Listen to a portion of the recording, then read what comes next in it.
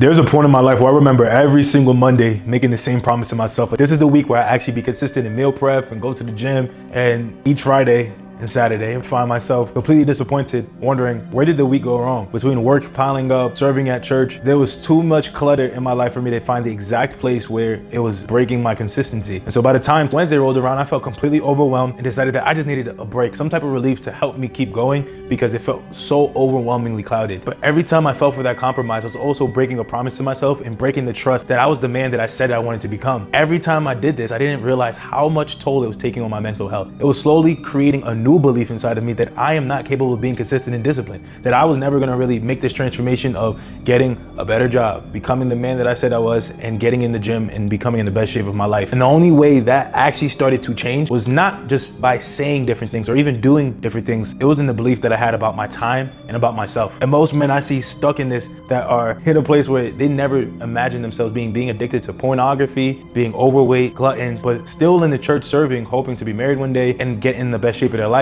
They fall for this idea of grace. They can just surrender it and it'll all be okay without realizing there's still work on their part to do. There's God's sovereignty and your human responsibility. And just because he's sovereign doesn't mean that you're no longer responsible. This is gonna be the exact breakdown of how I finally lost my man boobs and gained my confidence, but more importantly, regained the identity that God called into my life. And if you actually want to break free from pornography, from your addictions, and get in the best shape of your life, it's gonna take your attention span to reset. You can't sit down and just watch an hour plus of pure value and content that I'm gonna have with my brother Leon on how he's been making this change for himself. Then you're probably doomed already. You have no winning shot at ever making a real sustainable change, because it starts right here. When all the answers and solutions are in front of you, what will you do? Will you take notes, sit down and actually pay attention? Or will you end up on your phone clicking off and saying you have better things to do? This is for you, and how you show up during this time will dictate everything afterwards. So get that pen, or make the decision now that this video is not exactly what you're looking for and click off. But the real ones know what to do. Took you so long. Why you am I ugly? You didn't want to see my face? No, I didn't want to see your face. I think the Thursday calls, we're having a regular schedule. I think I had a flow. But now, since I'm not flowing, I'm like, let's lock in. Let's get a reset. Let's chat. Let's get a reset. Let's do it. I have a lot prepared for you, sir. But before we hop into anything, yeah, give me a rundown. Yeah. Since finishing towards the ending of school, pretty much, my log's been weak. I've still been going to the gym here and there, but it's still like not a decisive flow of like I'm there. I shout out to the bros, Edmund and Bastine. Like these last 2 Saturdays, we've been going to the gym together. It seems like that might be a thing we do going forward. So that extra, like, I know something about doing something in community. Obviously, it's like you show up, your friends are there. What else has been going on? My sleep, bro, it's crazy. I ain't gonna hold you. I think for the last consistent week, bro, I said yesterday I'm going to bed early. I just need to get tired. I'm not doing anything. So like I'll say like, yo, boom, but you know the way these devices are set up, it's like I'm Googling, I'll be like, I'm interested, Venezuela, for instance. Got interested in that. Bro, went on a whole rabbit trail about that whole topic, and how we've gotten there. So I went to bed there late last night. Every single night, like probably for the last 2 weeks since Christmas break, I've been going to bed late. I feel like I'm compromising my body because my throat feels weird. I'm like, uh-oh. So I'm like, let's get that together before it gets worse. Mm-hmm. Yeah, that's kind of where I've been at. I just want to seize the moment for this break. After break, I will go back to school. I think I wanted to like work and stuff, but I think the Lord, like I asked him, I was like, Lord, do you want me to work? He just wanted to like focus on some like habit things. I've like applied, so my resume made it nice and everything, but it hasn't worked. So I think this is the time just to like seize and lock in those like things I wanted to work on anyway. Yeah, and when it comes down to like what that lock in looks like, what does it look like for you? Like when you say lock in? Yeah, for sure. Yeah, like seize the moment. I have time now. I have time. Obviously, this is like a baseline. Like that's what we've been talking about this whole time. Like this health thing is the baseline. I brush my teeth, bro. I shower. I wash my hair. I brush my hair. I maintain myself. This is a part of my maintenance. I don't think it's there yet. I'm finally like, it's just like, oh, word, yo, my body, I need to get. Let's go to the gym. You know what I'm saying? Like it becomes so intrinsic. So I think that's what I want to work on. Yeah, like even taking walks, like taking advantage, like, yo, now I'm home. I could just go in the morning and walk, meditate. I don't need to scroll, you know what I'm saying? Like, I have more time. But I don't know what is that paradox. Like the more time you have, the more time you just, I don't know. I don't know what that is about. No, that makes sense. It's like the more freedom that you have, then the more you do as you please with your freedom. It doesn't require as much structure.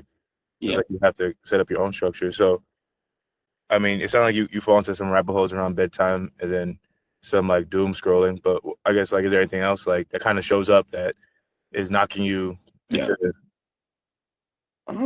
Not really. Yeah, that's really it. Like, I started going back on IG again. Like, I cut that out. I was like, yeah, I can't. I went on there, and then like I realized how humorous things are on there. You know what I'm saying? Like, you can find it's so funny. Like, I was listening to this podcast about like the why we scroll. Well, we're still here.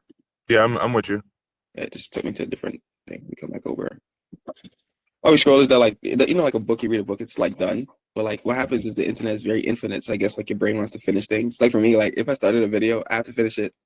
But what happens when that video ends is not like I guess you search for more. That's always been my thing. That's why I stay off of YouTube because I haven't figured out how to use that. But yeah, that's really it. Like just trying to I guess I'm finding things to fill my time with. But like it just goes overboard. And filling my time is normally with entertainment. That's the thing. All right. Well, let's cook then. Let's cook. Yeah. I got a lot prepared for the Okay. sake of I know that's usually the conversation that we're having, and I wanted to give you some mirror points and some reflections. So first off, like I want to give you a kudos for being accountable and being aware, right? Like owning up to it, because there's a victim mentality, and then there's also realizing that you're the villain. And most times we're not the villain in our story. We're not. When most times you come to the table, you look at and you assess your situation, you realize, okay, like I'm a victim. Like, why is this happening to me? Why am I always falling into the same trap? But I mean, being the villain is just really owning up to just say, like, I am choosing to stay in the same position, in the same cycle, and not show up. And it's like, well, why? It can look different every time, but it's just the choice that I'm making. Yeah. So the fun part about this is that the change that we can create from this. Now, when it comes to like where we have to start with this is I'm gonna show you this diagram. And I like to repeat this as many times as I can because it changes even how we think about making a change in the first place. And we're gonna call this the fruit versus root. This is philosophy. I would call it fruit versus root. And so we have a tree here, right? Imagine you had an apple tree. This is an apple tree. All right, my tree got a big shrub at the top. I'm gonna get me a red pen and I'm gonna scribble in some apples. If I have an apple tree, Leon, and you saw me go up to this apple tree, take off the apples from the apple tree, and I started putting oranges on the tree. And I'm like, I'm gonna make this an orange tree. What would you tell me? Bro, well, your orange. Well, after it comes off, like you're not gonna get oranges from it. Like it's very absurd. Why wouldn't I get oranges from an apple tree? If I take the apples out of the tree, there's no more apples on this tree, and I put oranges on it. Why would it not become an orange tree? Because an apple tree intrinsically wants to produce apples. It doesn't do anything else. An apple tree wants to produce apples. Yes. An apple tree will always produce apples. So no matter how many times you rip off the apples, you put oranges, you put papaya, you put mango, it doesn't matter how much you put on the tree. An apple tree at its root, right? At its roots, at its very core, what these things down here, the roots into the ground, that they literally intertwine, they break down, that you can't just walk up to a tree and just uplift it. You can't lift up a tree out of the ground. It's because fun fact, the roots of a tree go 2 times deeper than the height of a tree. Yeah. So the bigger the tree, the bigger roots that you're talking about. So to change the tree, you would have to change the roots. And the roots are the seeds that are planted in it. The seeds of the tree are going to determine what it produces. And in this, Bible adjacent analogy of like when Jesus talked about the seeds on the ground and having good soil, some of them get choked up by the weeds of life and the worries. It's the same thing that we're talking about here. There are a lot of seeds that are being planted, but the question is, what type of soil do we have to harvest the type of seeds that we're going to receive? So if we don't have soil that is fermented, that is ready to accept the seed and not be choked out by the distractions and the worries of life, it's never going to come into production. So it's never going to be a harvest to collect your apple fruit, your oranges, whatever that we want to produce. And that's usually because there's a big bad wolf, whether that's your flesh, blocking it. There's a big bad wolf that doesn't really want you to win. I mean, there's an adversary. We have three main adversaries. I'm gonna make it in blue. You got this adversary. It's like, nah, you're just not gonna collect your harvest. Like, nah. Which is your flesh, the closest thing to you. When Jesus said to the disciples, "The spirit is willing, but the flesh is weak." It was in specific to how they were showing up because they fell asleep 3 times when Jesus wanted them to pray with him. Jesus was like, "Yo, pray with me for just 1 hour." They was like, "Bet, we out, Jesus. We're going to the mountain." They went with him, and then they fell asleep on him 3 times. The spirit inside of them wanted to. They went. They got up. They went with Jesus. They're like, "We're gonna pray with you." Their flesh, their body gave out. And so, even though that your spirit wants to, and you already made up the mental connection of like, my physical health is a part of my normal hygiene, your flesh would never just allow that. Your flesh is not just gonna give you the credit of like, yeah, go work out. Yeah, it's good for us. If the reason why is because your flesh knows there's a limited amount of time that it has here on the earth. Your flesh knows it knows it doesn't have eternity. These bodies don't go with us to eternity. So all of the desires that we have are to enjoy here. That's why the flesh, like when Paul says, "It is not I who sin, but the sin who lives in me." That sounds backwards. It's like, what do you mean it's not you? Obviously it's you because it's you sinning, but it's like, it's the idea that the flesh, it's not me. It's not, the deepest core to who we are our spirits, it's our souls. And deep down, we do have the Holy Spirit, and now in spiritual places, we are seated with Christ Jesus in heaven, in our spiritual realm. We're not even on this earth spirit. We just on a whole new level. We are consistent. We are disciplined. There's a version in us spiritually that has already conquered all things, because the Holy Spirit in us, who was in Christ Jesus, is in us now. So we already have that deep down inside of us, and that is a gift of the Holy Spirit. That's one of the best news, a part of the gospel of like who we now have become. The thing is, though, the sin that does live in you, your flesh, isn't just going to let you have that, because it doesn't get to go to eternity. Your flesh only gets to enjoy the temporal state, meaning anxiety, worry, fear. Those are things that actually feed your flesh. It gives an opportunity to show up. The spirit does not care about that, because think about it. The two interests are conflicted. I mean, I believe that's Galatians, actually. Like, the spirit and the flesh are always going to be at war with one another. Yeah. For that reason of your spirit is concerned of eternal things. And it's funny because this is a discussion, like, honestly, me and my wife, Naya, we be talking about of like, well, how temporary is fitness? And it's like, it's not like the part about fitness that doesn't make it temporal anymore. It's because it's rooted in discipline and self-control. Because if it was just very carnal and very fleshly, then I mean, there are people who excel at it for that reason, because it's just vain to them. Yes. It's not about stewarding their body well. They're super disciplined. They actually have no self-control. They just created a really good habit with something that's vain, and it doesn't transfer over to their lifestyle.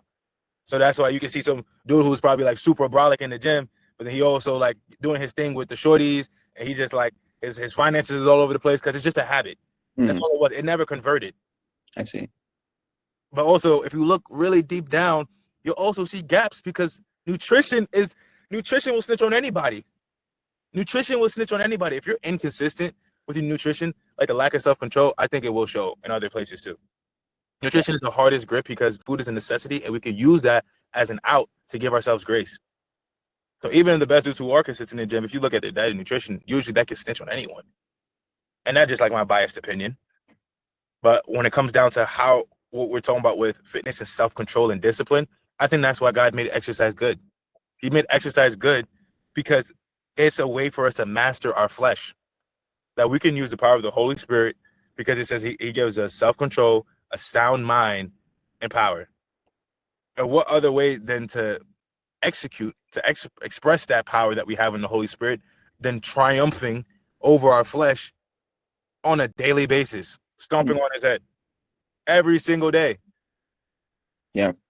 So here's that we built up to like, okay, understanding the context of like, what is the discipline? What is the whole consistency thing?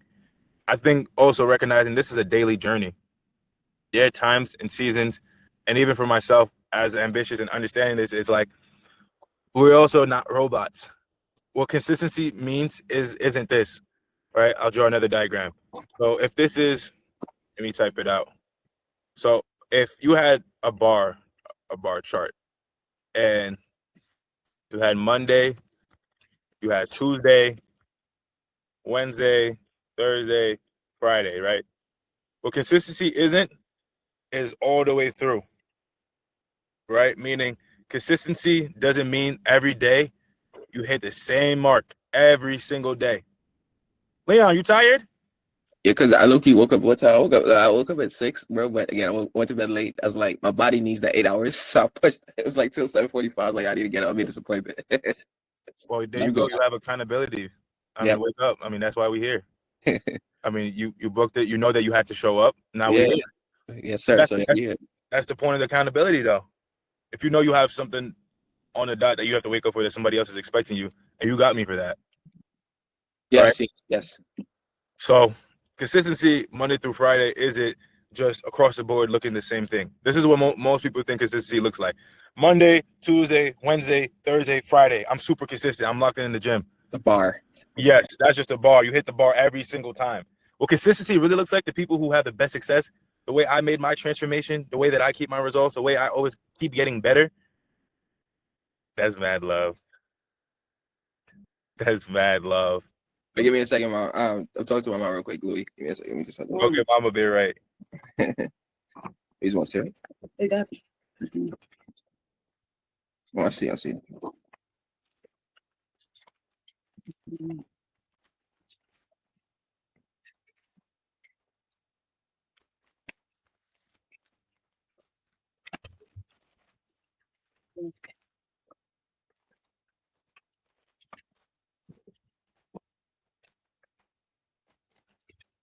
the white for my this one in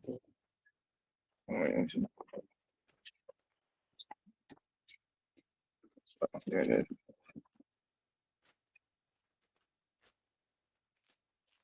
Yeah.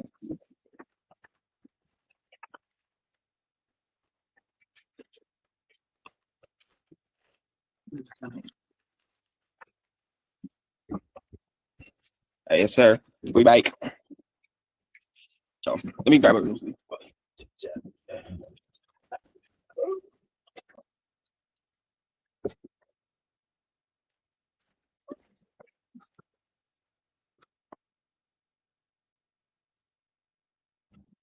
This man working a double shift.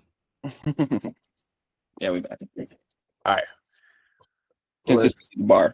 Yes, the bar. Consistency is, most people see consistency to be this bar of always hitting the same exact point each time.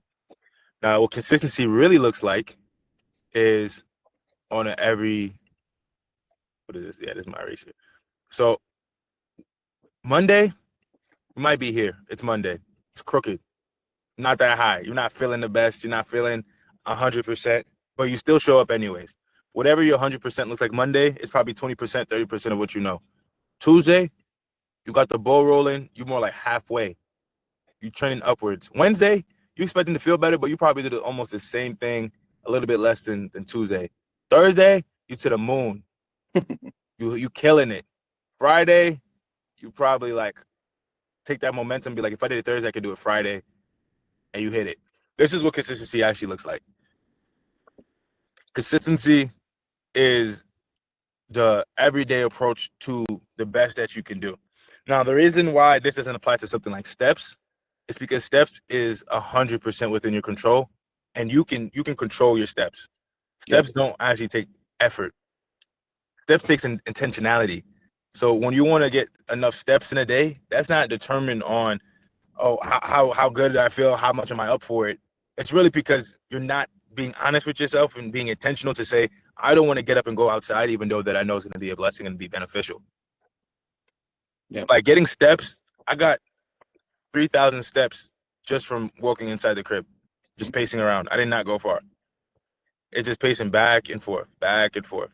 And the thing is like you can combo your habits, meaning you could get to a place where you can reward yourself with 30 minutes of screen time, because in those 30 minutes, you're going to be pacing back and forth. It doesn't even have to be this thing of like torment, being like miserable, but it does have to have an access point. Because the thing is, what we're trying to redo and rewire, is our thought and psychology even around screens. Like your relationship with screens right now it's a place of comfort. It's something that distracts you, but also you love to learn naturally. And just with a learner's brain, you want to just always delve into like the next thing. But what's missing in the thought process is what are you sacrificing by doing that? Everything requires sacrifice. Me being on this call right now means that I'm sacrificing making content. I'm sacrificing answering other clients. I'm sacrificing DMing potential clients. I'm sacrificing talking to Naya because she just woke up. Everything is sacrifice, even when it's beneficial. But the measure of your sacrifice lets you know if it's worth it or not. When you go to church, and especially when you serve, you get there before church starts, and then you stay after the breakdown, you spend 3-4 hours doing that. You don't think about, is this really worth my time? Because you know it is. So the reality is we don't have enough pain right now. Meaning there's nothing that you're willing to lose and sacrifice. And what I normally say in truth, in full honesty, is that if we can't find pain, we have to create pain for ourselves. You have to create pain if you can't find pain. And what I mean by that is, this is something that I started to do pretty much years ago. I mean, from the pandemic, with the whole twin situation, that was enough pain for me. I mean, when you have so much deeply rooted pain, it moves you. And that's why the why matters so much. And those questions that I sent you, that I told you to answer, that's what makes them important. Because if you're not diving into your interest and your motives, genuinely as a person, we're always going to be like in this cycle, just repeating it. So I also have this doc here for you, right? Now, this is a hefty doc, and this is about unrelenting discipline. This is about discipline. This is I think this is 52 pages, 53 pages. And I got this from a mentor that even helped me with like just coaching in general. Just like, how can I deliver better coaching to clients? And this is something that he shared with me that I was just like, I went through and was like, this is extremely detailed. Yeah. Extremely detailed to a T. So if you want to be disciplined, what I found funny is that the barrier to discipline is their discipline. Because 53 pages, if you're going to sit down and read 53 pages, then that means you have a start. You have a start. So what I want you to consider in this is, when we say the word discipline, you have to, and it says it right here, you have to understand the beliefs, the pain, and the reality on a level that not everybody understands it at. Like, your daily execution is not based off of what most people do. If you're not already separating your mindset of what you believe, your pain that you're carrying, and the reality that you understand it to be, you're going to find yourself in the same place. But you have too much opportunity to do something completely otherwise. So if you look into your life, and if you're genuinely not satisfied with it, you need to dive deeper into why you're not satisfied. And honestly, why are you showing up as if it's okay when you know that you're not okay with it? And that's basically the cover that we all wear. There are parts of our life that we are not satisfied with, but we're like, oh, well, okay, like, I'll just handle it later. But you're not satisfied. And the lack of satisfaction.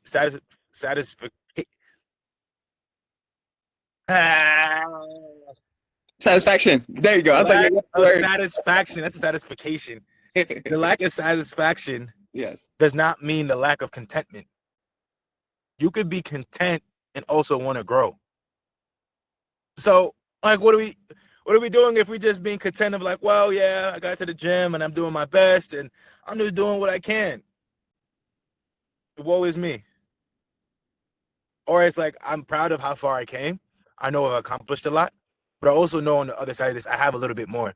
And most people aren't chasing a little bit more. Most people are making excuses for why they can stay the same. They're saying how busy they are. They're saying how they don't have enough time. But you've already mentally accepted that is all lies because you proved yourself wrong already. Once you prove yourself wrong once, you have enough evidence to do it over and over again. Because the two sides of it, people will try to do something, and that's why I don't like the word try. It's because trying means an attempt. Doing it means you finish it to completion to the best of your ability. But if you've done it, then there's an idea of self-sabotage. Because why would you remove yourself from a system that already worked for you? Mm. The only reason is because it goes back to the flesh versus the spirit. You was raving. You was raving. You was like, I feel amazing. I feel great. I feel like I actually have like a sense of control, clarity. And then your flesh is like, nah. We don't want that.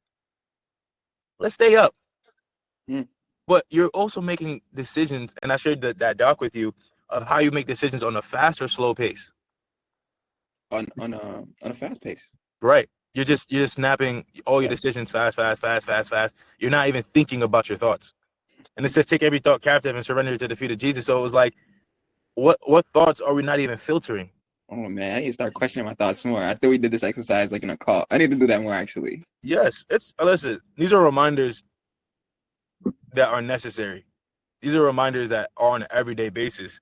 And that's why I started implementing those questions. That's a part of the coaching, because if you're not always revisiting these questions, then you're always going to be playing back a loop. Those questions aren't just, I'm not going to just keep coming up with new questions every week. The one question that we're going to be solving for the next 10 years, and by we, I mean me, you, and everyone else, is I know what to do. Why am I not doing it? I know what to do. Why am I not doing it? You know what to do. Why aren't you doing it? Very basic question with a very complex answer. Because you know that, oh, chicken breast is good. I need to work out. That's why I keep advocating. The meal plan, I will adjust. The workouts, I will adjust. But this is not the core of what I do. The core of what I do is not solving, for your chest, we have to add 2 more of those chest movements. That's already built in. It's already separated. You already have the 5 basic movements: push, pull, hinge, squat, lunge. That's already in there. We just do it on repeat. The hardest part is just intensity. If you work out with intensity, you've seen it, your quads blew up, right? It's just about intensity. People make it way more complicated than it needs to be. That's the least of our worries. Working out is the least. That's the entry point, because it is robotic. Just show up, shut up, put it up. That's it. Make some ugly faces and leave after 30, 45 minutes. Now, the next part is the nutrition. That's the next hardest part. Yeah. And then the nutrition is literally like, well, I'm sometimes in environments where I can't control. I can't always control my environment. My mom is making pepper pot. How does this work? And now you understand the balance of even living off the scale of like, well, if I'm going to have 3 cookies, let me at least have the cookies before or after my workout so that it can replenish me. Yeah. Right? Like, I don't need the cookies before bed because they're going to mess up my sleep and that's going to spike my blood sugar. That's not going to help. Right? So now you already have all these pieces to the puzzle, but why it doesn't stick and there's no glue is because you aren't asking, why am I not doing it? When you realize the people who perform at a high level and the people who don't, the only difference is action. That's the only thing that separates us. How do you get a Kobe Bryant? Or how do you get, let's take a Pastor James, someone who had a full life. This dude got 3 kids. Running a church. Then he does stuff outside of pastoring. Now it's 400, 500 plus people church. That's crazy. Crazy. Part of different organizations. He went back to school. Yeah. How do you do this? But the thing, truth be told, you can ask him yourself, is just action. If he doesn't do it, there's also a very real consequence on the other side. And there's 2 types of people. There's people who want to win, and there's people who don't like losing. Mm. You pick his brain, Leon, I'm telling you, he does not like to lose. Any winner you see in life does not like to lose. There's a different attitude. Let's dive into it a little bit. I know, I see what you mean, because it's it's a plus if you win, but if you don't win, but for somebody, losing is not an option. Therefore, you're going to push to win. I see the idea. Yeah. It's 2 different type of mentalities. The team imagine 2 teams playing. The team who wants to win is okay, how can we win? All right, let's run this play. This is how we win this way. Let's draw up ways to win. But the reality is, if you haven't won before, you're just guessing, right? If you have won before, you probably do have a system and some type of thing to piece together of okay, we won off of last time. This is what works. But then what happens when it doesn't work? Now you're trying to piece together how to win. The team that's not trying to lose, doesn't that sound a bit dangerous, playing a team that doesn't want to lose? Like, imagine you walk by like a pickup basketball game. Nah, we're not losing. Nah, we're not getting off the court. Nah, like I'm not leaving here with an L. That's you know who that sounds like? That sounds like Jacob before he turned Israel. I'm not letting go until you bless me. Versus, can you please bless me? I want your blessing. I want your blessing, please. I want your blessing, please. Versus, I'm not letting go until you bless me. Making the decision already that failure is not an option. But right now, failure is an option because of the identity that we're creating on an everyday basis. What we're doing is we're giving ourselves a lot more grace than we actually deserve. And that's something actually this season of life has taught me of like we usually give ourselves more rope and we extend more grace than we really need. We don't need that much forgiveness and grace. What we really need is to accept God's forgiveness and grace when we do mess up, but we don't need that much space. But we give ourselves a lot of rope. Ah, man, you know what? I didn't really, hit the mark today. I'll just do it tomorrow.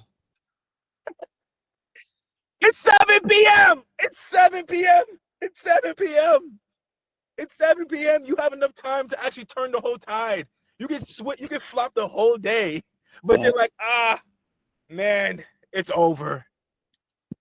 Someone who's trying to win. I'm just trying to get consistent. I will not lose. Hell bent. You can't shake someone off who's already decided I'm not gonna lose. Because no matter what shows up, I'm just eating that. I'm eating it. I'm eating my L's. I'm eating the fact that maybe the gym not even open on New Year's and holidays. I'm eating the fact that the gym is packed, but I have to get mine in. Like, that tunnel vision is only created when you know what is the cost. Jesus said it best. Consider the cost. He said, like a man who's about to build a building. Before he builds it, he considers the cost. What is the cost? But most times, what I've realized is if you try to find the cost, the numbers don't add up. Meaning, well, if I don't go to the gym today, what happens? All right, I can just go tomorrow. If I don't really get my protein today, I could just go tomorrow. There's not an expiration date for you to rise up. And you can't create one that actually doesn't hurt. You actually have to feel one that you know is real. Because God forbid, I think this is everybody's fear, but they know what they'll do.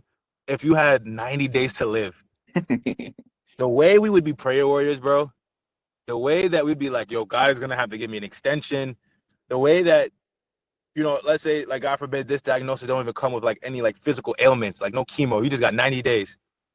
Bro, I'm probably finding the nearest marathon and running in it. I'm not waiting to marathon prep. I'm just doing things. Like, so deep.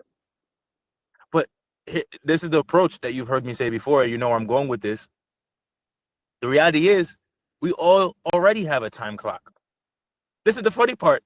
We already are on a time clock. We don't have to pretend like we have 90 days to live, because we actually have only 1 day to live. We only have 1 day to live. Only one. You actually have an expiration date every day that's set. Every single day. And it pushes back every day you live.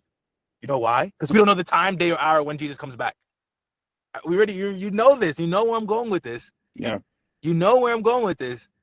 But if you truly, deeply, hardcore feel that, urgency will shoot up. If you really was like, yo, if Jesus came back tomorrow, what did I do today? Like the rest of today would look completely different. Like, Jesus is coming back tomorrow. He said, prepare. I mean, I remember sharing the parable of 10 virgins. Like, all of these are connections of, like, are you ready or are you not? But because, listen, again, the flesh, this is not your spirit. Your spirit is like, no, I deeply believe. Your flesh is like, man, it's been a couple years. I mean, he's been saying that. I don't know. Like, I got tomorrow. He teaches us in the word that we don't have tomorrow. He said, if you're going to say he goes to this city or the next city, that's God's will. If God wills it, that's what he taught. This is Bible. This is Bible. I wish I could be making this up. He said, don't just make plans for tomorrow as if God wills it. But here we go. Oh, man, listen. Today, not the day. Bro, don't you think, Leon, as hellbent as I am, bro, I did not want to do any work this past weekend. I did not want to do Nathan. I had calls booked with some potential new clients. I was like, I don't want to do this. This is a little ghetto. Bro, yeah, Saturday, praise God, I showed up because there's 2 new clients. 2 people who now I can help impact their lives and change their health situation. You know why I still showed up? I could have rescheduled it. It's my schedule. To your point, when you have no structure, no commitment, you can create the world you live in. So I don't have anything holding me. I could just reschedule it. But you know what I realized? There's an impact and a call to show up. If I don't show up, I'm letting someone else down. I'm letting the vision that God gave me down. I could also add, I'm letting Naya down. There's pain surrounding it, and the cost of me losing is too great that I'm not going to lose. Yesterday, I had a hard conversation with Naya because our lease is ending pretty soon, and that joint made me, bro. I was boo-hoo crying. Do you know how tired it is to cry? Feeling my feelings take a lot of energy. I had to wipe my tears again and go to work. I had some updates to do, some client updates. I didn't want to do that. Yeah. I wanted to order a pizza and lay on a couch and watch a movie. I'm tired. I'm not even fit. I'm more emotionally and mentally tired than physically tired. Yeah. I don't want to be in Dallas no more. I want to go back home. I feel like I'm in Egypt, bro. Come back home, man. That's why I smiled when you said that your lease is up. I was like, Bro, I'm trying to figure that part out. But yeah, the reality is there's enough pain attached to all of this. There's deep, deep pain. There's the deep reality that I help my flesh understand. My eyes have to imagine seeing Jesus coming back on a cloud through the skies with fire in his eyes and lightning. Like, it is a reality, not just a belief, not just a made-up story. It's something that it's to be lived on a daily basis, and I deeply fear, and part of the fear of God is that healthy reverence, that we don't have that pride of tomorrow. If you didn't have tomorrow, you probably would want this call to end kind of soon, because it's like, I have a lot to do. But that's kind of like the faith mantra, but everybody has a pain point specifically for them. I think from faith, we can all connect to that. Yeah. And it's something to practice. But on a personal level, what hits different is, for me, at this point, is, getting older, years are passing by. My deep fear has always been the older dude who hasn't accomplished all his ideas. I never want to become that. That's my fear. My fear is that Naya has a husband that talks a big game but doesn't show up. He's unreliable. He's inconsistent. And when you hear about a lot of husbands, that's what you hear. A lot of husbands, like, the whole idea of being a husband is like you gain some weight, chunky, lazy, don't clean up the crib. The wife handles the crib. Like, that's the tradition, isn't it? Like, husband and wife. Wife cleans up the crib. She cooks. She takes care of the home. He goes to work. To this day, most couples fall into that. I don't want to lose. I can't lose. I don't have losing as an option. I cook. I'm gonna clean. Recently, I got some cleaners for us for the apartment, just for like the new year. But like, it's the idea of like, you can put up or you can shut up. And the idea is most people don't want to be average, but we're doing average habits. We have average beliefs. And the bigger point is, what makes it harder than anything is that you can't rest efficiently unless you work efficiently. So if you're always on go and you're never having real rest, true rest, especially in Christ, being like, okay, this is not my time to do any mental or physical activity, you're always on. And anytime you do rest, you feel guilty for being lazy because you never really fully worked. And the first thing we experienced when God created us in Genesis is that man, he experienced rest first. I learned that from this good brother, Ron Sterling. He explained it, and he was like, when Adam woke up in the garden, God didn't just call him to do the animals. He actually experienced it, and then he went to sleep and got a rib taken out of him. And then, there's an order to how God created man, but he experienced rest first. So you can't work really well if you're not resting really well. And that's why the first thing on our next steps is actually this reflection and rest. That's your reset. You have to pour in, because right now, all you're doing is running on low and empty, on this cycle, low and empty, low and empty, low and empty, low and empty. And now there's nothing wrong with community. I think community is very important. But to the idea of becoming self-accountable, this is your mission. You are leading this ship of destiny that God has given you. And that has to come with passion. That comes with a lot of pain. It gotta come with pain. That's why the why matters so much. Because you need to flip that why once you do it again. Because that means if you don't show up, you are sacrificing generations to come because of your selfishness. Because of how selfish you want to be in the moment, because you don't want to build and do what God has called you to, there are generations of you that you haven't even met yet that are going to be still in the same cycle and struggle because you didn't do the work to break it. We live in the generational patterns of our ancestors. And that's why it's so hard to break. You know, someone who I love to use as an example, because he's the opposite, because we see so much of like the brokenness. Bro, I love Tim. Tim Jean. Yeah, I hope Tim knows. I use him as an example all the time. Bro, when you meet Tim, it's like, yo, this dude is amazing. Yes. But then you look at his parents, and then you look at where they come from, it's like, they did all the work. Yo, they did some heavy lifting for sure. They did heavy lifting. And it's not like Tim is like flawless or anything, but like, it's like, dang, like it's just well-rounded. It's just like familial cohesion, bro. Familial, you know, family love each other. The brothers, siblings get along. The grandkids. It's a generational blessing though, because you can imagine someone along that lineage started it. Someone on that lineage started it, and it became culture, and it got passed down because that was everyone's experience. But what we don't see is that the work that we're putting in right now is for that same reason, but we can't see it. And that's why I don't like generational whys, because they don't hit different. If there's not a baby on the lap looking at you with your face that came out of someone that you shot up the club in, it's like that you love also. It's like you're not experiencing it. So that's why the pain has to be like personal. Bro, when I moved into the manor, I had no job. I love telling that story. You know why? Because that's pain.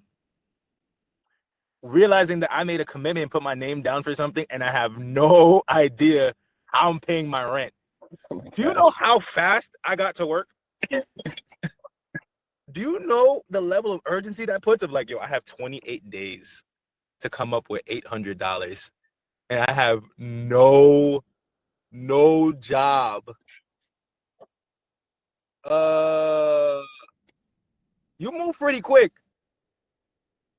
And I started paying my rent. And can you imagine what it's also like to pay your rent? You pay your 800, your 850, and then you're like, well, now how do I eat?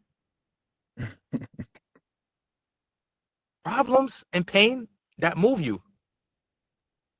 Well, dang, if I have to eat.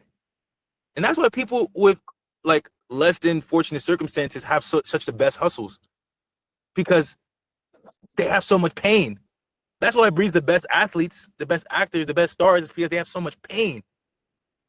When you come from pain, that creates greatness. Pressure creates. Well, when we run away from pressure, we run away from pain, we live in comfort, we become the middle. We become just the middle. No hunger. I'm gonna leave you with this, because this is actually based off of Bible too. Everything that I've realized that these things correlate to, the analogies of life, came from Bible. For this example, Jesus Christ left riches and glory from heaven, sacrificed it. So if I had to make an order of operations, what Jesus did, he sacrifices his riches and glory for a mission, a focus that he knew that he came here for. He spent time preparing 32 years, 33, I don't know which one, because it started, so it was like 33, 32. Anyways, 30 something years he spent preparing, already knowing his mission and his vision, preparing, and then found the community of helpers, the 12, and now the 72. There's more than just 12, but starting with the 12, establishing the 3 that he would keep close to him to accomplish his mission. So we really know, okay, community is important, but he had to know and have the vision for himself. And he made that initial sacrifice to leave his riches and glory, his comfort, his natural environment. He made a sacrifice for a vision and a greater purpose bigger than himself. Then he made another sacrifice, again, the greatest sacrifice of all time, and gave up his life. in giving up his life, his sacrifice going down, he became the greatest and came up. The greatest people always follow with the biggest sacrifices. Without sacrifice, there is no glory to God. Jesus' name became the name above all names because of his sacrifice. So if we're not just calling for sacrifice randomly, that is also where we get the idea of the mission and the vision, what we're sacrificing for. Jesus knew that he wanted us to be redeemed to him, all men having the access to salvation to Jesus Christ.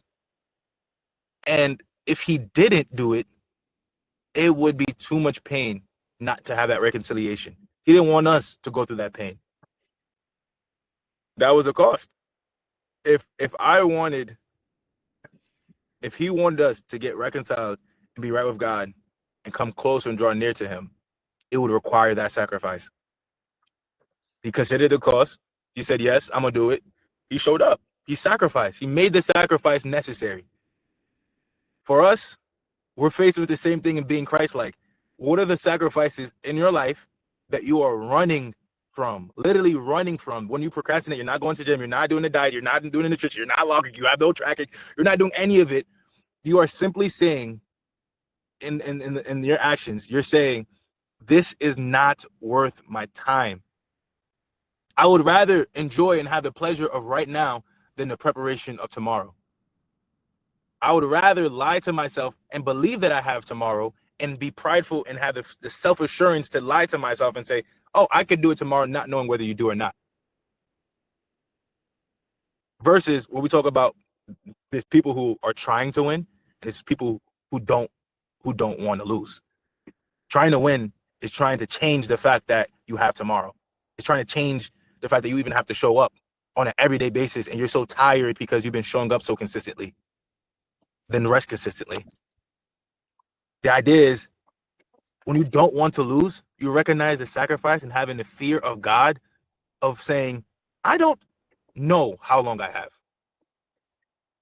What I do know, just like Jesus says, tomorrow has its own worries, and worrying for another moment about tomorrow won't add a moment to my life. Worrying about tomorrow won't add a moment to my life, but today has its own troubles. All I have is today. And if I have today, then it's up and it's stuck. I'm going to experience true rest in him with his word and his presence. I'm going to do the work that he's called me to. Leon's like, I don't even got a job right now. Well, how am I going to do the work? His work is bigger than an employment. It's the mission and the value and the story that he's given you. I truly believe everyone, our life's work is to use our testimony, and I think it can be transformational. Your work is a part of your identity, because that's what in the garden, even in perfection, there was work. Mm-hmm. Work is, like, when we get to heaven, we still gonna be working. So it's like your work is your life. Your life's work should be connected to that. And until you find a formal employment, that doesn't mean there's nothing to do. Looking for a job in itself is already like a job. But even uncovering what he's purposed and called you for in this season is a part of the work. And if you can start building that out from now, that's a part of your preparation process. The work is also internal. It's not just showing up, because he's preparing you for a moment. Before you saw all these clients, because you've been here from the beginning. You was here from the Genesis. Yeah. That all that you saw in my life was just preparation. But then moments of opportunity will come. That's the thing. It's just that whether you accept it or not is going to be determined how well you prepared for it, how serious you took this time of preparation. Because you won't always be in that crib. You won't always be at this age. You won't always be in the same financial life situation. You are going to come across money. It's natural. It's not prophetic. It's not, hey, Shanda, you will. Hey. Bro, the more we live, the more work experience, the more we get paid. Natural. That's why people get fat, because you get more comfortable. You can afford a car. Now you can afford flights. Now you afford DoorDash. You can build up this life. No cap, but right now, my humble days, I got to ride, you know what I'm saying? I got to ride MTA $3, you feel me? That was the active. Exactly that. That's the humility. So now, with time passing by, you have the decision to live in like true fear of God and figure it out. You have the time. Like it's almost like if you notice that the same seasons of life repeat themselves, it's because God is trying to use it as an opportunity to teach you something. and you can't just bypass. It's like Israel couldn't just jump the scene to where it's like, all right, we're in the promised land. Like, okay, like 40 days, 40 years. All right, let's just skip that part. You can't skip parts of life. So like life only moves forward if you internally make the decisions to change the habits to move forward. So if you're repeating the same parts of life, and trust me, I have too, because it's like, how do I get out of this Dallas loop? It's because I haven't gotten it yet. Listen, man, I'm going to come home. Bring me till it's backwards. I'm going to get out this loop. I'm going to get out this loop because every day I know I'm showing up and doing the work. I can't always determine how long it's going to take or what is going to be like enough. But that's the idea of I won't lose. I'm not trying to find out how do I get out the loop. My goal is I know I'm not willing to lose. I'm willing to do anything to get back home. So it don't matter to me how long it takes. I'm not concerned with the length of time it takes, how much effort it's going to take. All I care about is getting to the goal. And whatever sacrifice comes with it, I'm going to do. Yeah. Did this make sense? It does, man. I think that idea is bring forth a lot of what we talked about, but the like key thing that was, I like what you said. Like sometimes you get to the end of the day. I think this is the all or nothing showing up. I think it's such a trap, bro. And it's like this hopelessness thing. I call it. Where it's like, man, I'm a lost cause. Maybe tomorrow. You know what I'm saying? But it's like, bro, I could still do something. I think that's the thing. I don't know where we get that from, but like it's like you could do something, bro. Like just don't give up. I mean, still make progress, bro, because like you still have the energy. You could do something to get moving the direction of where you're trying to go. Versus just like, man, you know what I'm saying? Like, how helpful is that? You know what I mean? But that's like a pattern I've noticed in myself. Like I would legit like say like I went to school, like a typical day, like say like I need to go to the gym, but like something happened, whatever. Now I'm like, I'll get there. I'm like, all right, 7 p.m. And I'm like, even just like going to the gym just to, you know what I mean, just show up. I learned this from, I think I don't take it seriously, but it really works. Like if you just make that pattern of showing up, bro, like you're going to eventually be there. You know what I'm saying? But yeah, I think that was like such a critical point. But the pain, so like, how do I induce pain? Because right now I feel like it's not hurting too much, bro. I think it's so chill. Like how do we, because I see what you're saying. Like you get motivated real fast. Like when it's like, all right, bro, we have to live. Like we gonna make this work. Yeah, I mean, honestly, everybody has a pain threshold, right? Like that's why it's hard to even like I can make recommendations, but you know your pain threshold. Mm-hmm. Like there are things that make you nervous, and there are things that are just like jaw dropping. Like I don't know about that. Like for me, my pain threshold, like even like being a coach is, I invested like over last year, 2025. I think I invested over 15,000 or 20,000 into like mentorships and learning. Oh, wow. That is pain. That is like making all those investments is like, all right, like I gotta make this back. Yeah, like I use this. You gotta exponentially do something. yeah, like we gotta do something. This can't just sit here like not just learning to learn for fun. So that makes it go. That makes the content come out faster. That makes me like show up. Like okay, like I'm putting my mouth where my money is, so I gotta show up. So like there's different areas to do that, right? So like even with pain is like, well, how about I heard Pure Gym is lit. I heard Pure Gym is a very beautiful gym. I heard it's way better than Blink. But it could be even like the pain can be like financial, meaning you invest into a better gym. Yeah. Start going to Chelsea Piers. I think they charge like $80 a month. Like having that pain is like, I don't think you would just be like, yeah, I saw the money come out and I'm not working right now. You gonna show up. Like I'm paying for this fancy gym membership. Let me go get right. You know, it could be that. It can be like, I think moving out, that's a bigger step because that's not really reversible as quick as like, you know, cancellation fee. Like you can always get money back, but moving out is like you're getting a lease, you're moving your stuff. There's like the family dynamic. So I would never really recommend that unless you're like prepared not to look back. Yeah. Like I would never recommend moving and being like, well, if it fails, I'll just go back home. There's actually, that's like, how am I going to win versus I'm not losing. So unless you get to that place where like, I'm not losing, like don't do that. Unless you just like, yeah, the door's closed. I'm going, the only way is up. If you're trying to force yourself into up, I recommend that. Like there's locks on the door. Not because your family won't take you back, because now you're just like, nah, like I'm in a lease. Like, yeah. Like you can't just break a lease, especially in New York City is even more strict. It's like breaking that lease, you need more money. So now you're just like, yeah, I better stay. I better stay and find a way to stay. Right. You might as well. It's like the energy is like how much energy it takes, like, which is I guess doing a good thing, like you stay there, but like the energy of like staying versus like getting out is like crazy. So I'm like, let me do this. Right. Yeah. Right. So you basically are just trying to raise up your bottom. And that even goes for your phone.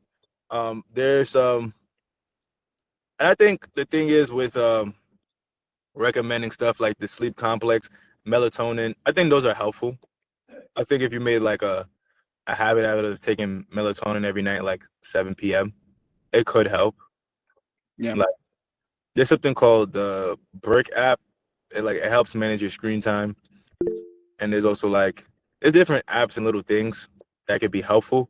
But I would say instead of investing into an app or a gadget, creating pain for yourself is literally like taking your phone and putting it in a lockbox Yeah. with a timer on it.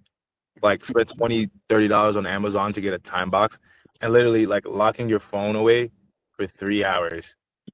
And it's like, what happens if I have an emergency? Oh, There was a world before phones. I'm just saying, guys. I mean, there was a world before cellular devices. And now that we have them, they are helpful, but people can find you and reach you, especially if you're home. But you know the answer to that. You know the level of pain that you're willing to take. And when you're trying to figure out where did that come from in the first place, you've learned a lot of behaviors. Behaviors are learned.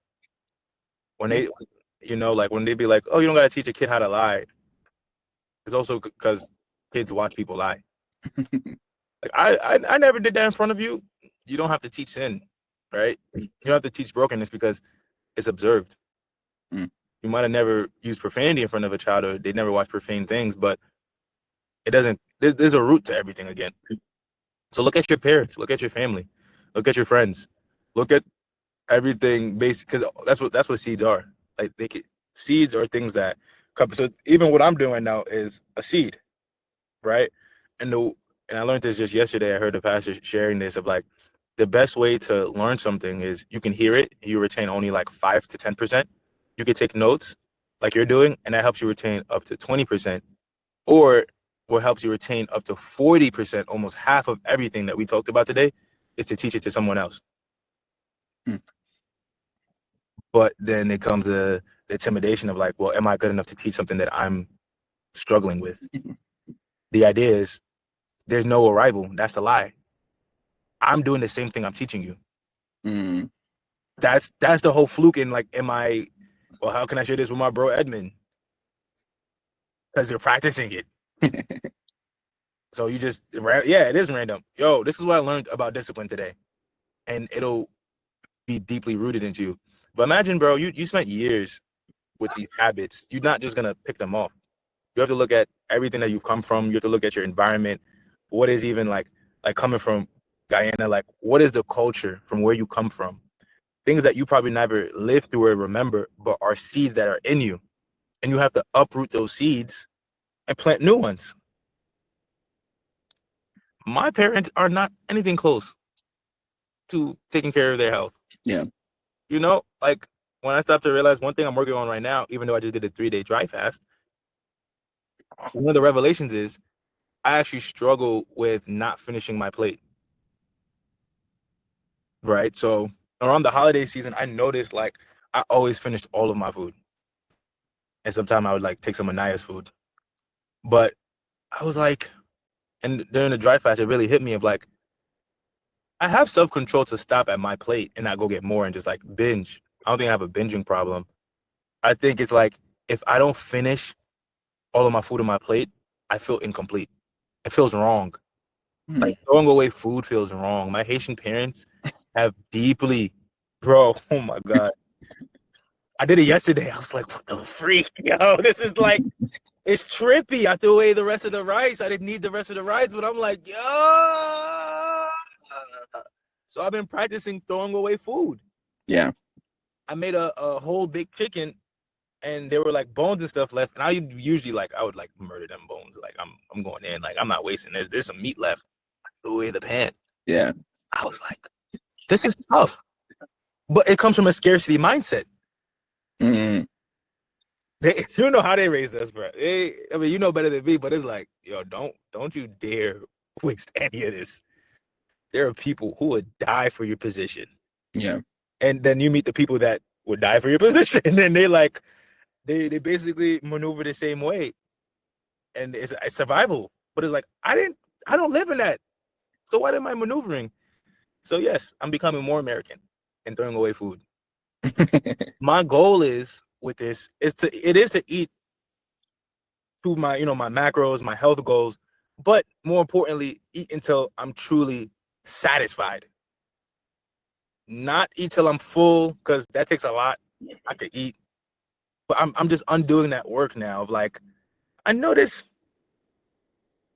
like if I'm not scraping the plate, shing shing shing shing, I'm uncomfortable.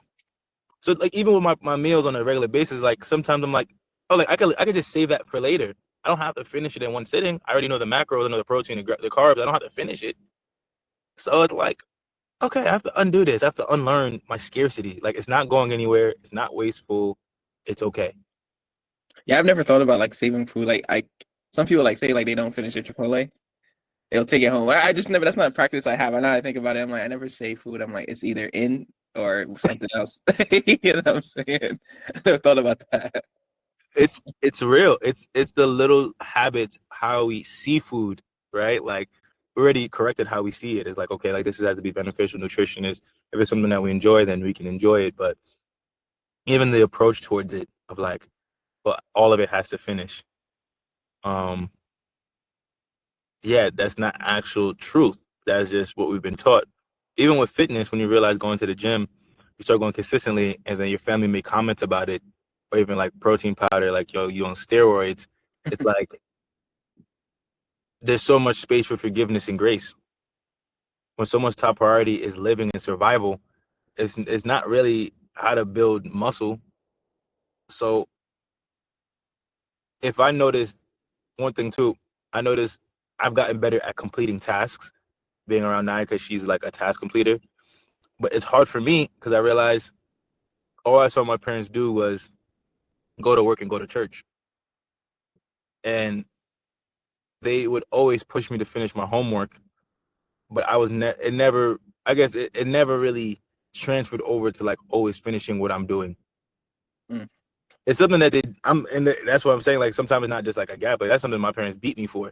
Like everything was about finishing. But even when you are like raised in that like a proper way of like, finish your food, finish your homework, like don't like, are you finished? There's still the aspects of ourselves that like, again, like good soil, like repeating the same lessons until we get it. So yeah, those are the roots. We are rooted. Okay. Yeah. Last question now. How do I practice? Let's maybe just quickly model this. So like, this is what happens with me now. We've had this great edifying conversation. I want to think about it, but what happens is I don't process. I'll probably, let me say I open my email, then like I'll randomly, and then I'm like, let me go on YouTube. That's what happens. And like this whole thing will go out the window. Yeah. So with the questioning my thoughts, like how can we like model that real quick? I want to like practice that ASAP. Okay. ASAP. I am going to recommend, because you're still in Brooklyn, Vic has his journal. Oh, he gifted me that. Bro, use it. Okay. He said he gifted it to you. I bought mine.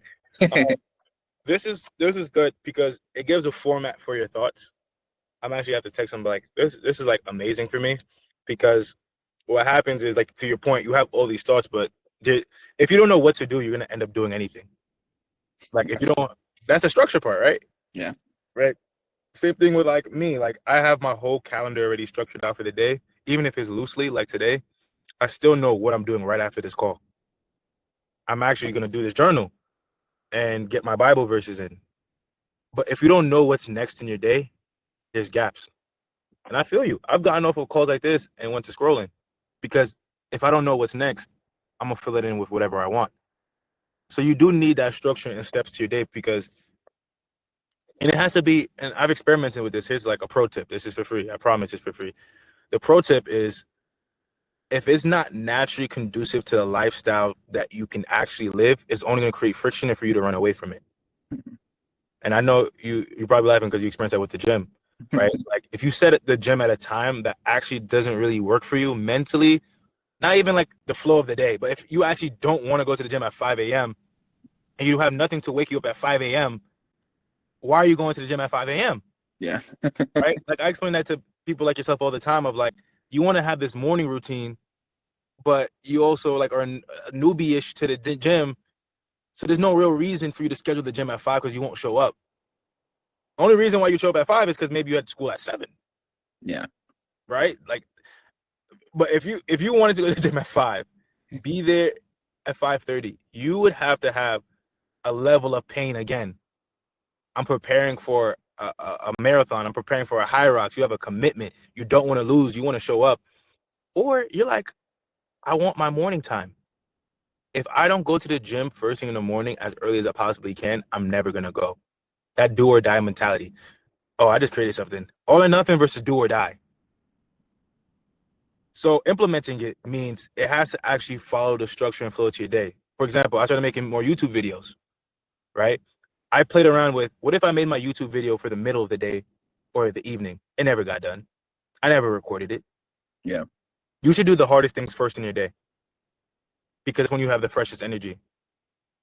So, and every week looks different for me for that reason. Some days devotional time is not hard to get in. It's my workout. So I'm gonna start with my workout. Mm. Then I'm gonna do my devotion. I'm doing the order of what's the most difficult. And I think that's the idea of like when I say like I'm focusing on creating a daily deposit for everyone of like there should be an ordinance to your first part of the day that if you do, you're set for the rest of the day.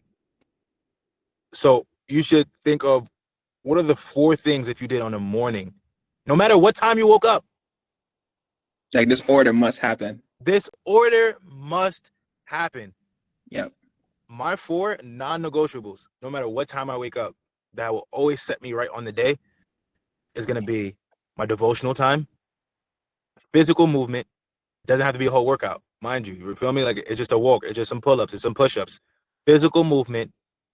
Hydration is very important for me because I can notice when I'm fatigued, when I'm not properly hydrated, and it's helping at least one person. So this call is checking off helping at least one person. This is the battery pack that sets the tone for the whole day for me. Wow. So meaning once I sent a text to one of you all for the morning, when I hit you up and be like, where are my push-ups at? That sets the tone for me too. That gets me into coach mode. Yeah. That makes me want to show up. Yeah. Those are the 4 things on a daily basis because I have missed one of those and I notice it doesn't hit the same. When I don't go for a walk, when I don't hit my pull-ups, I actually, by the time it's noon, I feel guilty because I'm like, I haven't catered to my body. Yeah. I feel like a hypocrite because I said I was so busy and I got caught up in my devotional and then I went straight into working and now I haven't catered to me and I'm teaching people about how to cater to themselves. The day's not over. It's okay. Go do your workout now instead of just get movement in. So you need to know what's next. So from now, you have to determine once we get off this call, what are you going to do next? Are you going to find your journal and work through it and put a lock on your phone? Yeah. What are you doing next? That's true. What I'm gonna do next, I'm gonna do my Devo. Let me write these down. If you don't see me in heaven, Right this time, you don't see me in heaven, you have gone to hell. I'm gonna do Devo, breakfast, and then I'm practicing digesting like what I engage with. I think sometimes I just passively take in information. I like learning, but I've learned like from this Christian productivity guy that like you should really write things down. It really helps you to actually retain the good information that you're getting. So I'm actually just meditate. I just need some time to meditate. That's why I've been running from the thing. It's like, because it's like, you know, the high stimulation and then like now to like come from this high stimulation thing, then sit down and journal, like it's very tough. So I'm in this mode already. So now I'm just gonna walk through this and get my Bible, just spend some time with the Lord, process some of this stuff, get breakfast. Nice.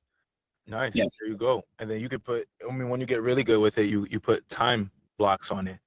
Right? I think that's the next step, right? How do you structure your time in that way? And even while you're doing it, because again, I've experienced it myself. Even while you're doing it, what I like to do is either keep my camera on my phone and have the camera facing me. So like the front piece of the camera, turn it on facing you. And guess what that's called? A mirror? A mirror. And in that mirror, you are holding yourself accountable. You can record yourself, but The idea is if you reach for your phone and you take the mirror off, yeah, that's the first one. The second one, a good hack is I also like to do 12-minute, 10 to 12-minute timers, and I reset it. So every 10 minutes, the timer goes off. What is that to do? It actually helped me practice urgency. So every time the timer goes off, every 10 minutes, I ask myself, what did I just do for the past 10 minutes? So it breaks your loop. What you really need is a pattern interruption. So if you do fall into doom scrolling or something happens, you need to interrupt that pattern with something. So a timer, you're watching something, the timer is going to show up on your screen. So you're watching, it slides down, the video stops, and you can just name the timer. What did you do? And it's just a reflection point. What did you do for the past 10 minutes? If you're journaling and the timer starts, what did you do? You're confident. You just hit the circle to restart it. I'm journaling. And now you also have a better sense of time, what 10 minutes actually is. Because now it resets and now you did 20 minutes. So that's a real idea of being locked in, because now you have everything to a detail. Every 10 minutes, what did you just do for the last 10 minutes? What did you just do for the last 10 minutes? I ate. I was eating. Last 10 minutes, what did you do? Man, you know what? Timer caught me.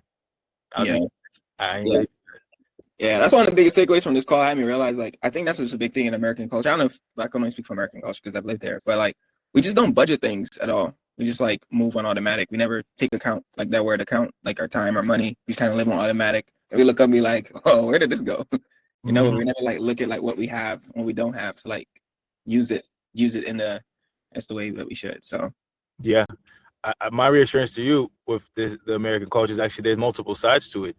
I think you've been experiencing the most unimpressive side, because there's also the other side of there's people who are paying for their time, who literally like sit down, tell someone else what to do, and pay them so that they can get more time for what they want to focus on.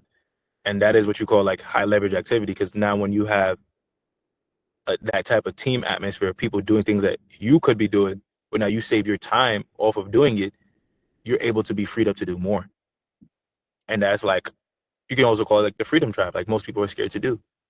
Like I'm doing it myself. It is scary because like I could do all these things myself, but why can't I when I could just be focusing on calls like this? I know exactly. I know you mentioned you getting a cleaner. Like, yeah. I know my parents don't get that. I remember like talking about that idea. Shout out to Ruslan, bro. He's the GOAT. Me and him. But like, I remember him explaining that concept of like, yeah, why would you do a mundane activity when you like say like your life just, you know, like, you know, whatever vision you have for your life, like, yeah, why not have somebody do like a task that I guess you can do, but you see the opportunity cost of like, yo, this is doing something even greater, you know? So I can afford to pay to do this. And the thing is, to be very honest with you, it's not like we affording cleaners. It's the pain, it's the cost. When I got asked, can we do a deep clean for the crib for New Year's, I had to consider the cost. It's either I was gonna give up 4 or 5 of my hour to clean that apartment, Leon, or I was like, all right, I'm gonna get a quick 150, 200 real quick. I'm gonna figure that out, and we're gonna get some cleaners. It's the cost. Like, it's either I gave 4 hours of my time, and we already talked about how you can't get time back. So I was like, I don't want to give my time. I'd rather figure out how to get the money. So I figured out how to get the money, and I did. Yeah. And that made me work harder. Versus, I can't, for the next 4 hours, I'm not working. I'm over here scrubbing, cleaning, and I'm not even doing it as efficient as them. They better, because it's their job. Yeah, you get fatigued, then you hop on your phone and be like 8 hours later. 8 hours later, you still just looking at it. So the way that you hop out this loop and hold yourself accountable is by that. But I wanted to also mention, when you find yourself like, okay, you're at this high, you have to also, like, questioning your thoughts means that you have to stop to reflect on them. So that's why those questions I sent you are important. And if it had to just be the one question, the baseline is, the question is really, I know what to do. Why am I not doing it? Asking yourself on a daily basis and answering that truthfully, it takes your fears, it takes all that's in you of why aren't you doing it? And where most people will lie to themselves at is saying, well, I don't know what to do. Don't cut it no more. We have AI, we got ChatGPT, we got Google. Yeah. There's no way I'm posting YouTube videos about calorie deficit and how to get right. There's no way anyone in today's age is saying, I don't know what to do. I don't know, how to do it. That don't cut it. That's not really why. That's not holding anybody back today. 20 years ago, would have gave it to you. Today, no. So if you're not having moments of reflection and check-in, is gonna cause that. So I would say take inventory, right? So you know what you're doing after this. Yep. You know the gaps that you have in your day. When it comes to your bedtime, if you know there's a pattern that repeats every single time, instead of trying to take apples and put it in an orange tree, changing your phone, changing your environment, why don't we look at the root and actually answer the question of, if I know I need to go to sleep right now, why am I staying up? What pleasure am I finding in this moment, and why don't I find my future worth it? Like, like when you really think about it, it's like, how do you really feel? How much worth do you feel your future is? Like the future you, the future Leon, how worth it is it to him? And you can't lie. You have to ask yourself the question of, like, in this exchange, why are you willing for a temporary pleasure versus the future success of yourself? Why do you make that exchange? Where did you learn that compromise? And why have you been okay with that compromise? Yeah. But that does go to like an alarm. You need, I think I love alarms because they just break the pattern without depending on someone else. But I'm also going to send you a sleep time complex like magnesium and melatonin. And also there's L-theanine in it. And it's L-theanine. I don't know what does that mean. Don't worry, you'll see it for yourself. Okay. But you can find similar ones around the same price range of like $15 to $25. But the whole idea behind this is like help you get into the rhythm of being sleepy, falling asleep. But the more you create the routines in a rhythm that you actually enjoy, the more you'll fall into it. And even when you go to a birthday party and you fall out and you sleep late, you know what being in the rhythm means, being in the pocket. Because how are you supposed to get somewhere if you don't have it actually written down? Because you've been in the pocket before. You know what it's like to be consistent. So we're trying to duplicate that. It doesn't always mean doing exact things. It's not about what you did. It was about the mentality that you had. Yeah. That's why I had you, when I will never forget, it was like 2 semesters ago, when it was pretty busy, and I was like, I just need you to lock in, and you did it. Yeah. With school going on, and it required you to say a lot of no's. But you did it. But now you have to also reflect back to like, who was that version of Leon, and why am I not being him today? And the reality is, you got to realize it's because it's not comfortable. Saying no because you have to show up for the gym every single day, and the gym not being fun, and you missing out on fun to improve yourself, it's not comfortable. But here's the kicker. I keep telling you this. You don't need to do this for life. Once you get this, it actually gets easier. But you have to go through the wilderness first. Yeah, man. Yo, shout out to my friend Shanice. I went to a friend's birthday party, funny enough, and we haven't seen each other in a while. She's like, "Wow, Leon, you've been to the gym," and like she's been trying to make that a habit. That's really cool. Like to hopefully, I guess, spark a seed, like you being like a walking seed, if you will. It's like, yo, Leon, but like it really is like, remember you showed me the consistency thing. Like I was going through my videos trying to delete stuff, and I'm like, I'll take pictures, send it to you. I'm like, yo, I was like, even the app on the thing, so I showed up there like 100 and something times this year, the gym. You know what I mean? Yeah. You're already on the way. I think you got what we're trying to solve right now is for the passion and the relentlessness of not being willing to lose. Yes. That is the ultimate. Like, I think uncovering that will be your greatest win of all time, because if you have that fire, like, it's undeniable. Passion is undeniable. The reason why you see people like in politics, whether it be like Charlie Kirk or Madani, sports athletes, when you see the podcasts, when you see Ruslan, when you see any people in that place and status, it's because of passion. Passion is the one thing that everyone can feel, and it's also what separates everyone from everyone. And without discovering what the passion is and what you're willing to lose, because you can imagine I have a lot of people who disagree with me. As much this makes sense to you, to someone else, it doesn't. There's a lot of excuses. And I don't really give too much weight to excuses of like, sure, whatever. You know, you want to blame your hormones. Weight is not an indicator of health. I disagree, right? But if you're not disagreeing with anything, if you're not standing against anything, what are you standing for? That's the biggest thing right now. You have no contrast. So this is all sounding good and all productive, but this is all going to fall flat unless you find the contrast. What are you fighting against? What are you fighting for? So that is the work. The work right now is uncovering what are you fighting for. Cool. Well, Let's set up some time in the next 2 weeks to follow up with this. Does this time next Monday work for you? Yeah. You know, it's so funny. Like took all the Mondays, but yes, it does work. It does work.